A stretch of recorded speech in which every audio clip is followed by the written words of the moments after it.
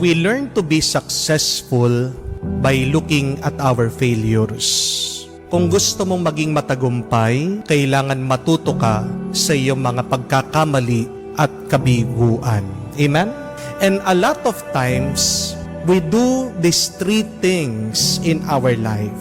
That is why we fail a lot.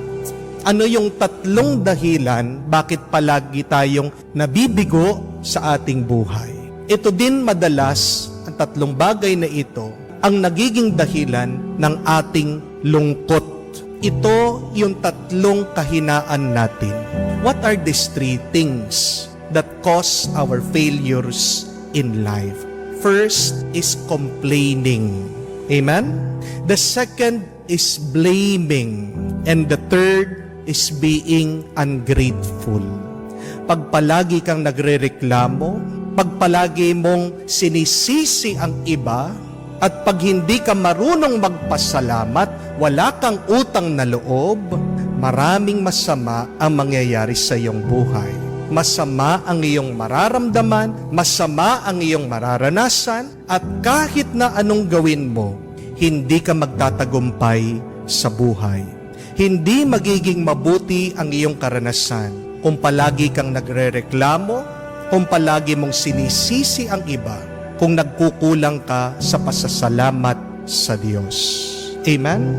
Bakit pinarusahan ng Diyos ang bayan na kanyang nilaya sa Ehipto? Dahil may tatlo silang masamang ugali. Una, walang tigil ang kanilang pagrereklamo. Sinasabi nila, napakainit sa disyerto, bakit pa sila inalis sa Ehipto? Wala silang pagkain, wala silang mainom. They were always complaining to God and to Moses.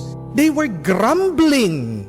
Walang oras, walang panahon, walang araw na hindi sila nagreklamo sa Diyos at kay Moises. Yun yung unang kasalanan nila. Pangalawa, they were always blaming somebody. Sinisisi nila si Moises, sinisisi nila ang Diyos doon sa nararamdaman nilang paghihirap. But thirdly, wala silang utang na loob. Hindi man nila nakita yung malaking grasya ng kalayaan na binigay sa kanila ng Diyos. Kung ano-ano yung nakikita nilang masama dun sa kanilang karanasan. Imbes na makita nila yung malaking biyaya na pinagkaloob ng Diyos sa kanila. Hindi nila nakita. Hindi man sila nagpasalamat na sila ay niligtas ng Diyos kay Pharaoh. Nakalimutan nila yung milagro ng Red Sea, the parting of the Red Sea. Nakalimutan nila yung mga milagro na kung saan wala silang makain, nagpapadala ng pagkain ng Diyos, nagpapaulan ng mana. It is because of these three things that God punished them. Nagpadala ng mga ahas ang Diyos. Pinatuklaw sila. Marami ang namatay. Why? Because they kept on complaining, blaming, and they were ungrateful. Mag-ingat kayo. Baka rin po matuklaw kayo ng ahas. Baka din makaranas ka ng masama sa buhay mo. Tanungin mo ang sarili mo. Palagi ka bang nagrereklamo sa Diyos? Palagi mo bang sinisisi ang Diyos? Sinisisi ang ibang tao sa masama na nararanasan mo? Sa mga problema na pinagdaraanan mo? Kumustang pasasalamat mo sa Diyos? Do you recognize the grace in your life? When was the last time that you thanked the Lord? Kaya nga po, instead of complaining, please praise the Lord. Instead of blaming, take responsibility. Instead of being ungrateful, always appreciate the things in your life. Be content. Be thankful. At pag nag-iba yung iyong ugali, pananaw, lalapit ang biyaya sa iyo. You attract blessings in your life depending on your attitude. Sabi nga po nila, a bad attitude is like a flat tire.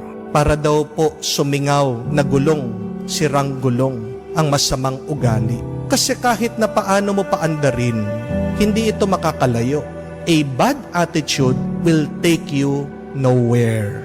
And many times, if you have a flat tire, a bad attitude, it may cause you your accident. It may hurt you. So that blessings should come in our life, change your attitude. Paano naman? Do not remove your focus on the Lord. Huwag mong aalisin ang tingin mo sa Diyos. Narinig natin nung pinatingin ng Diyos itong ahas na tanso na pinagawa niya kay Moises, gumaling ang mga tao. This represents Jesus. Jesus has sacrificed on the Calvary na sinasabi din na sino man ang makatingin sa Kanya ay maliligtas. Pag palagi kang nakatingin sa Panginoon, mapapasa iyo ang Diyos. At pag nasa iyo ang Diyos, nasa iyo din ang buhay. At buhay na ganap. Let us ask ourselves, where am I focused now in my life? Saan ba ako nakatingin? When you complain, you look at your problems. When you blame, you look at other people. When you are ungrateful, you look at things that are lacking in your life. Tandaan po natin yon. Nagdidepende ang ganda, ang sama ng iyong karanasan kung saan ka ba nakatingin. Sinabi ko na dati ito, kung saan ka nakatingin hanggang dun lang ang iyong mararating. Kung ang tingin mo sa langit, makakarating ka sa langit. Kung palaging nakatingin ka sa Diyos ang iyong mararating, ang Diyos ang iyong makakasama sa iyong buhay. Amen? Mahalaga din tingnan natin at tanungin, how do I start my day? Mahalaga din tingnan at tanungin, how do I end my day? Because your experience in life will depend on how you start it and how you end it. Nagiging maganda ang karanasan mo sa iyong buhay, depende sa kung paano mo ito inuumpisahan, kung paano mo ito tinatapos. Pagkagising mo ba, anong unang lumalabas sa iyong bibig? Anong unang iyong naiisip? Pansinin niyo po, pagkamulat pa lang ng iyong mata, nagrereklamo ka na, buwisit na buhay ito. Sunod-sunod, buong araw, buwisit na buwisit ka na. Di po ba? Mabigat na mabigat yung iyong nararamdaman. Pero bakit hindi mo subukan na palitan? Na kahit na masakit ang iyong katawan, kahit na marami kang utang at problema, kahit na nag-aaway kayo ng asawa mo, meron kayong tampuhan, pagkagising mo, sabihin mo, praise the Lord. Thank you, Lord. Sabihin mo sa asawa mo, I love you. Kaysa dun sa, anong ginagawa mo para mabayaran natin mga utang natin? Di po ba? Pagkagising pa lang, agad kukunin na yung cellphone, titignan, sino na naman ito? Nakita ko, babae mo, no? What will you expect will happen throughout the day? Will you live happily ever after? Inumpisan mo ng masama, matatapos ng masama. Amen? At kahit na sa pagtatapos ng araw, mahalaga din kung ano yung nasa isip natin, kung ano lumalabas sa ating bibig. Dahil merong carry over. Kung ano yung huling nasa isip mo, mapapaniginipan mo pa yan. At pagkagising mo sa susunod na araw, yan na naman ang nasa isip mo, yan na naman ang nasa bibig mo, yan na naman ang iyong gagawin. Di po ba? Matulog ka na nag-aalala, baka mabangungot ka pa. Matulog ka na may inis at galit ka, baka pagkagising mo, maatake ka, magkaroon ka ng heart attack. Amen?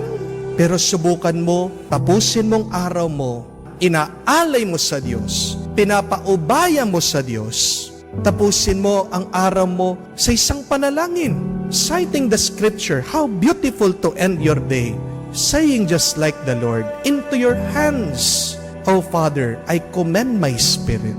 Ano kaya ang mararanasan mo sa susunod na araw, pagkamulat pa lang ng iyong mata, napakaganda na ng iyong mararamdaman. Amen? Let us look at our lives. Tingnan natin ang ating buhay. Ako ba'y nagrereklamo? Sino bang sinisisi ko? Nagkukulang ba ako sa pasasalamat sa Diyos? Matuto tayo yan sa masamang ugali natin. Iwasan natin ang mga yan. Hindi makakatulong yan.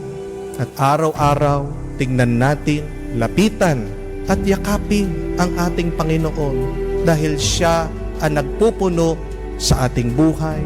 Siyang pinagmumulan ng lahat ng grasya. Amen.